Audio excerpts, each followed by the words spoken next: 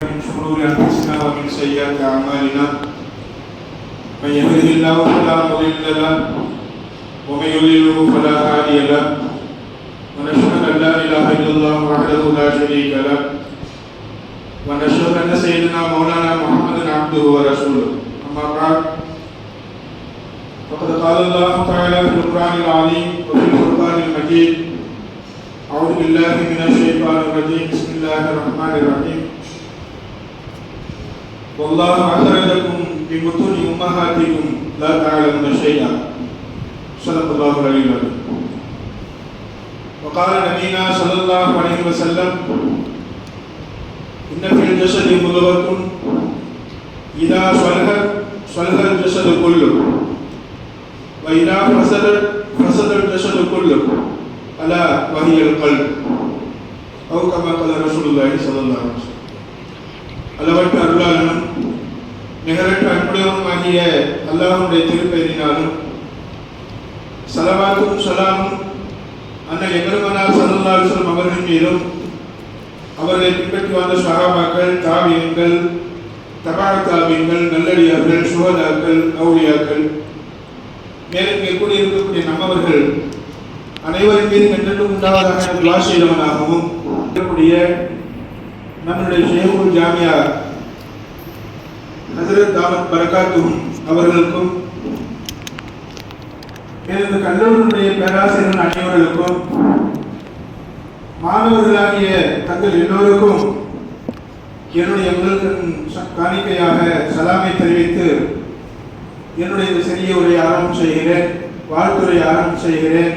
அஸ்ஸலாமு அலைக்கும் வரஹ்மத்துல்லாஹி வபரகாத்துஹு. அல்ஹம்துலில்லாஹ், நமது ஹஜ்ரத் பெருந்தகை அவர்களுடைய வழிகாட்டுதலின்படி நம்மளுடைய இந்த ஜாமியா தாருல் உலூம் ஹிக்மத்துல் பாலியா அரபிக் கல்லூரி மிகவும் சிறப்பாகவும் சீரோடும் அழகான ஒரு புத்துணர்வோடும் நடந்து கொண்டிருக்கிறது. ஹஜ்ரத் அவர்களுடைய பாடம் ஆரம்பித்த அந்த நிகழ்வு, இப்பொழுது இந்த மண்டலத்தினுடைய ஆரம்ப நிகழ்வு, இதுவெல்லாம் ஒரு மிகப்பெரிய ஒரு சிறப்பு வாய்ந்ததாக இருக்கிறது. இந்த வருடத்தினுடைய லக்னத்துல் பலாகா சொற்பயிற்சி மண்டலத்தினுடைய இந்த ஆரம்ப விழா, அதே போன்று 2026 and 27ஆம் ஆண்டினுடைய பாட துவக்க விழா இது சிறப்பாக நடைபெற்றுக் கொண்டிருக்கிறது. அல்லாஹ் நம்மளுடைய இந்த மஜ்லிஸை ஏற்றுக்கொள்வானாக, இந்த மஜ்லிஸை அல்லாஹ் ஒப்புக்கொள்வானாக. அன்பான மாணவர்களே, ஹஜ்ரத் அவர்களுடைய வேண்டுதலின்படி ஒரு சில விஷயங்களை எனக்கும் சேர்த்து நான் நினைவுபடுத்தி மாணவர்களாகிய தங்களுக்கு நான் நினைவுபடுத்தி அமர்ந்து கொள்கிறேன்.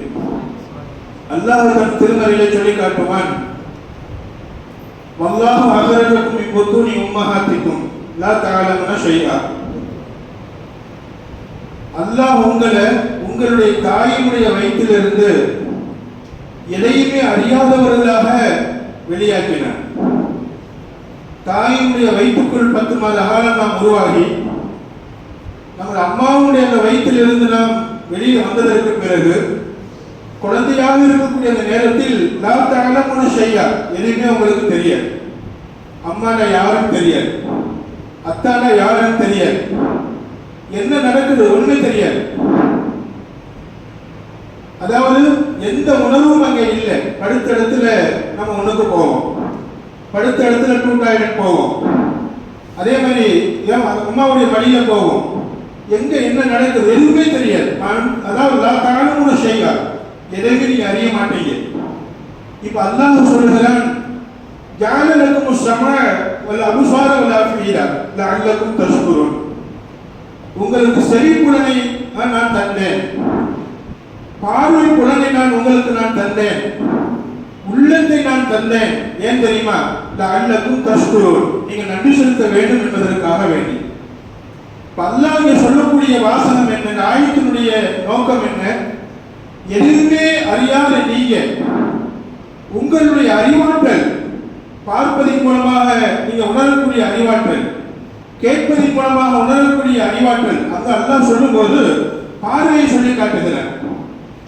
இப்ப அந்த குழந்தை பார்க்கிறது, பார்த்ததுக்கு பின்னாடி அம்மா என்ன சொல்லி கொடுக்குகிறதோ அதை கேட்கிறது. அதை கேட்டு அம்மான்னு சொல்லு, அத்தான்னு சொல்லு, அல்லான்னு சொல்லு, என்ன சொல்லுகிறது அந்த தாய், அதை அந்த குழந்தை வெளிப்படுத்துகிறது. அம்மா சொல்லுகிறது, அத்தா சொல்லுகிறது. இப்படி ஒன்னொன்னா சொல்லி சொல்லி அம்மா அத்தான்னு சொல்லும் போது கூட அம்மா யார் அத்தா யாருக்கு தெரியாது. ஆனா அந்த குழந்தைக்கு இதுதான் அத்தா, இதுதான் அம்மா, இதுதான் அண்ணன், இதுதான் தம்பி, இப்படி ஒன்னொன்றாக கையை சுட்டி காட்டி இது என்ன, இந்த பொருளுக்கு என்ன பேர், என்னுடைய பேரன், அதாவது அவனுக்கு இப்போ 1 வயசு ஆக போகுது, துவா செய்ய பைக்கில் கூட்டு போகும்போது ஆட்டோ அப்படின்னு சொல்லுடா அப்படிங்க, ஆட்டோ அப்படிங்கிற ஆட்டோன்னு சொல்லுனா. இப்ப சமீபத்தில் 1 வாரத்துக்கு முன்னாடி இங்க வந்திருந்தாங்க. இப்ப அவனுக்கு என்ன தெரியும், ஆட்டோன்னு சொல்றான். ஆனா அது சொல்லக்கூடிய வார்த்தை எது ஆட்டோன்னு அவனுக்கு தெரியாது. இது போக போக அவன் அறிவான். அல்லாஹ் சொல்லக்கூடிய விவரம் என்ன அப்படின்னு சொன்னா, பார்வையின் மூலமாக, உங்களுடைய செவிகளின் மூலமாக, உங்களுடைய உள்ளத்தின் மூலமாக நீங்க இல்முகளை அறிய ஆரம்பிக்கிறீங்க என்று நமக்கெல்லாம் ஒரு மிகப்பெரிய ஒரு உபதேசமாக அல்லாஹ் சொல்லி காட்டுகிறார்.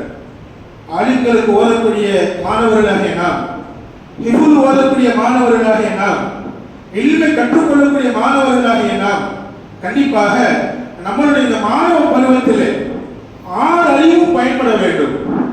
6 அறிவும் ஆலிம்களாக ஆக வேண்டும். நம்மளுடைய கண் ஆலிமாக வேண்டும், நம்மளுடைய கேள்வி செவி ஆலிமாக வேண்டும், நம்மளுடைய நாக்கு ஆலிமாக வேண்டும், நம்முடைய உள்ளம் ஆலிமாக வேண்டும். அல் கல்பு அர்ஷுல்லாஹ், உள்ளம் என்பது அல்லாஹ் குடியிருக்கக்கூடிய இடம். இன்னும் விளக்கம் சொல்வாங்க, எல்லா அறிவனுடைய ஜங்ஷன், எல்லா அறிவனுடைய மர்கஸ் அது உள்ளம் என்பதாக சொல்வாங்க. உள்ளம் பக்குவப்பட வேண்டும். மாணவர்களாகி நீங்க நிச்சயமாக உங்களுடைய உள்ளங்களை நீங்க பக்குவப்படுத்த வேண்டும். உள்ளங்கள் ஒழுக்கமுள்ளதாக மாற வேண்டும். உள்ளம் சரியானால் எல்லாம் சரியாகிவிடும்.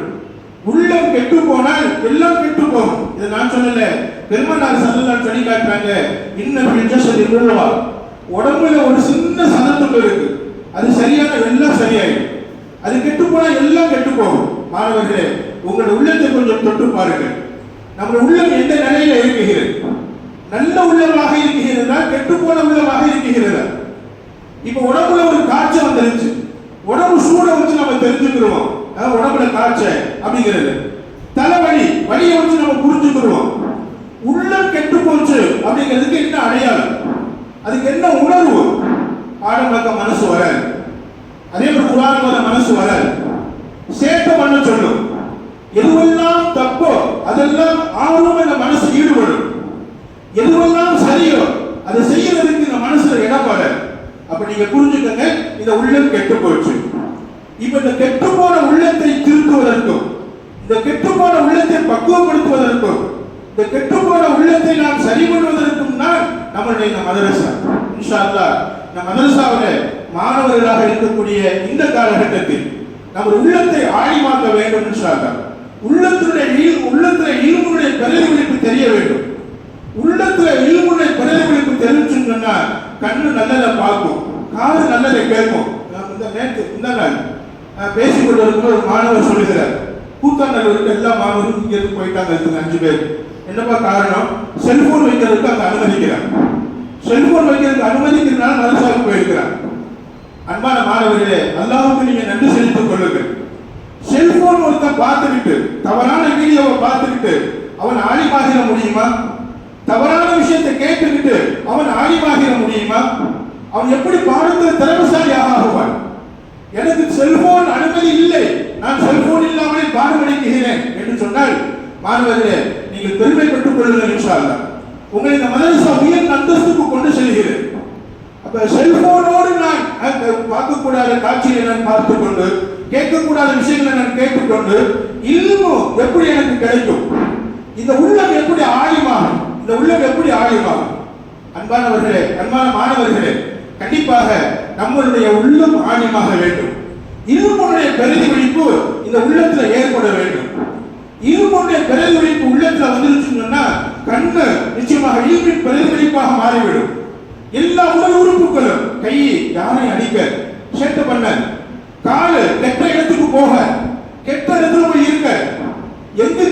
கெட்டது நடக்குதோ அந்த பக்கம் இந்த கால் போக.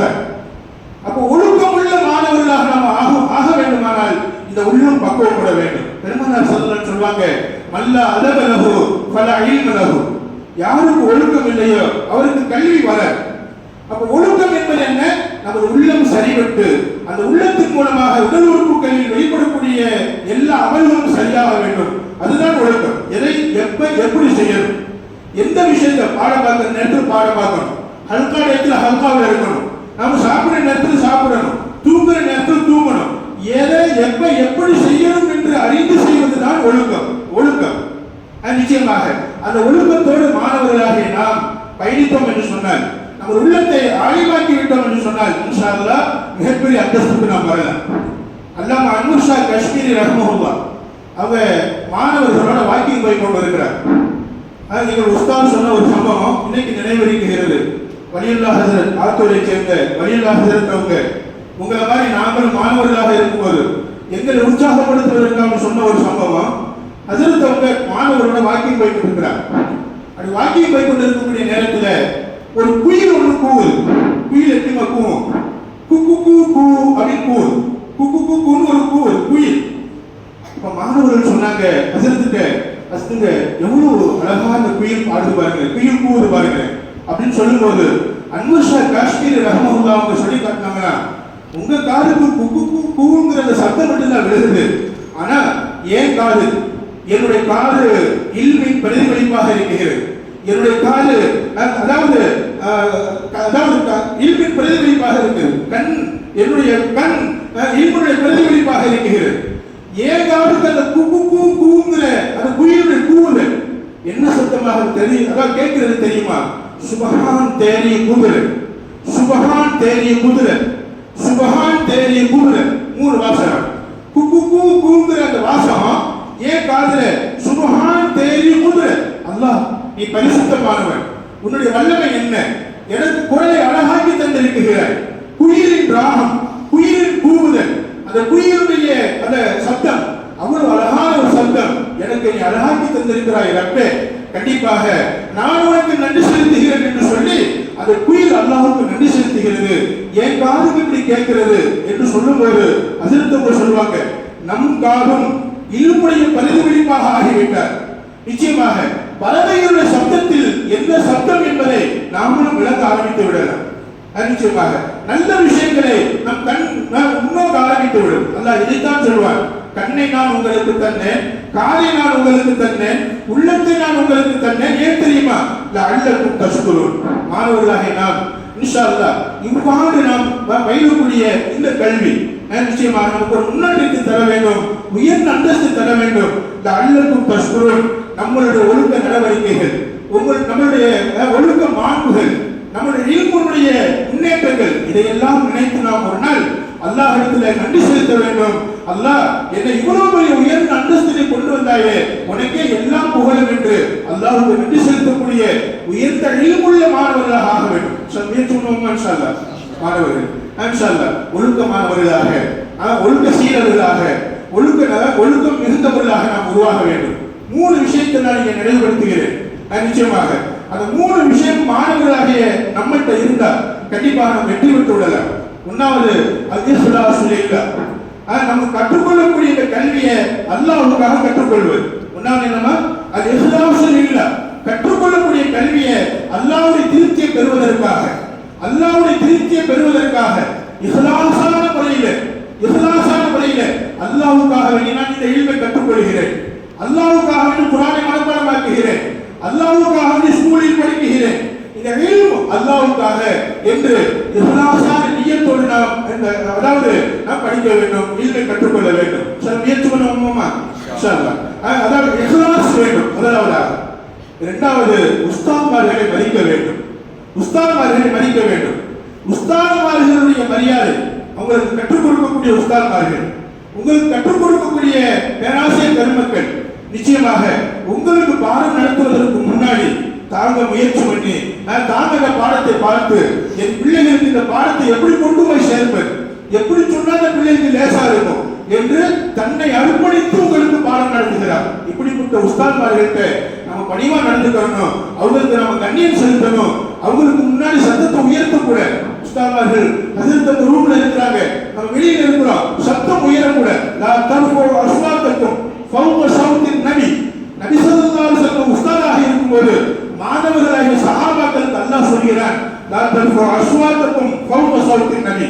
நபிக்கு முன்னாடி உங்க சத்தத்தை உயர்த்தாதீங்க. எந்த மாணவர் உஸ்தாதுக்கு முன்னாடி சத்தத்தை உயர்த்துவாரோ, எந்த மாணவர் உஸ்தாதுக்கு முன்னாடி சத்தம் போட்டு பேசுவாரோ, சத்தத்தை உயர்த்தி பேசுவாரோ, கண்டிப்பாக அந்த மாணவர் இல்மை அடைய முடியாது. எனவே பேசுவது முதல் கொண்டு நடந்து கொள்ளக்கூடிய நடவடிக்கைகள் வரை எல்லாத்திலும் உஸ்தாத்மார்களுடைய மரியாதை நமக்கு கிடைக்க வேண்டும், நாங்கள் தென்பட வேண்டும், உஸ்தாத்மார்களுக்கு நாம் கண்ணியம் கொடுக்க வேண்டும், மரியாதை செலுத்த வேண்டும். இது இரண்டாவது. மூணாவது, நீங்க படிக்கக்கூடிய கிதாபை சுத்தமா வச்சுக்கணும், நோட்டு சுத்தமா வச்சுக்கணும், சுத்தமா எழுதணும்.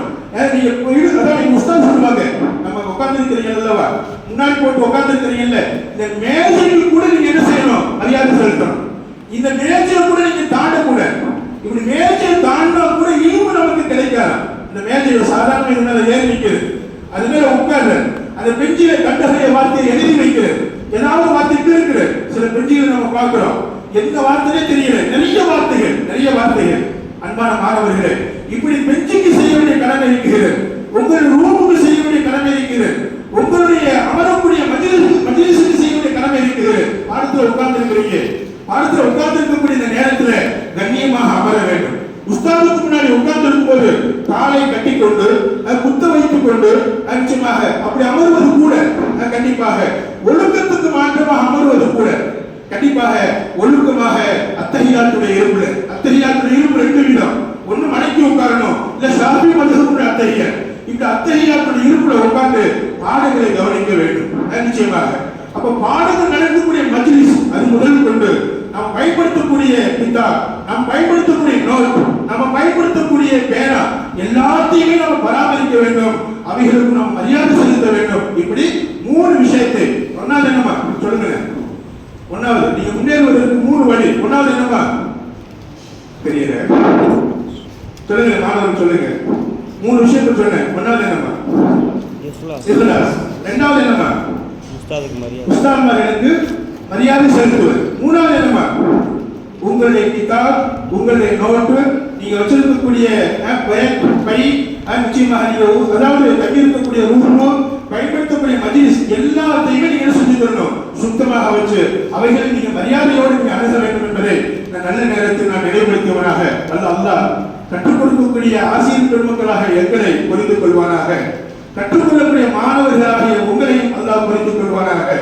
இல்முக்காக அல்லாஹ் நம்மை ஏற்று இல்மை நல்ல முறையில் கற்றுக் கொடுத்து அதை தாங்களும் பெற்று இந்த மதரசா எல்லா வகையிலும் முன்னேறி கண்டிப்பாக எல்லா வகையிலும் ஒரு முன்னுதாரணமாக ஆகி இங்கே கல்வி பயிலக்கூடிய மாணவர்கள் சிறந்த ஆலிம்களாக, சிறந்த முன்னுதாரணமுள்ள ஆலிம்களாக, உலமாக்களாக உருவாகி அல்லாஹ்வின் பேரர்களை பெற்றுக்கொள்ள அல்லாஹ் பேராசிரியர் பெருமக்களாக எங்களுக்கும் மாணவர்களாகிய தங்களுக்கும் அல்லாஹ் நல்லுதவி புரிவானாக என துஆ செய்தவனாக எனது இந்த சிறிய வாழ்த்துரை நிறைவு செய்கிறேன். வாஹிரு தஅவானா அல்ஹம்துலில்லாஹி ரப்பில் ஆலமீன். அஸ்ஸலாமு அலைக்கும் வரஹ்மத்துல்லாஹி.